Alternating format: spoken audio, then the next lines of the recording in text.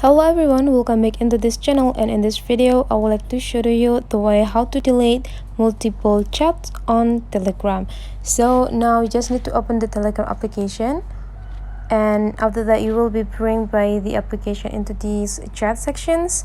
And whenever you are in the chat sections, you just need to decide which chat that you want to delete from the Telegram. So to choose the multiple chat that you want to delete, you just need to go click this part, the edit button, and after that you just need to start choosing the message that you want to delete from your Telegram by clicking this circles button.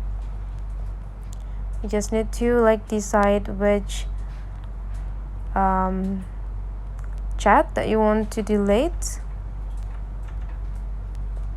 And whenever you're done choosing the chat that you want to delete, now you just need to take a look on this bottom feature here. There will be three options that you can use. Either you want to read, archive, or delete. Since you want to delete it, so you just need to click this delete button. And now you need to confirm that you want to delete those chats and just click it. And now it's in a process to deleting the chats from your Telegram.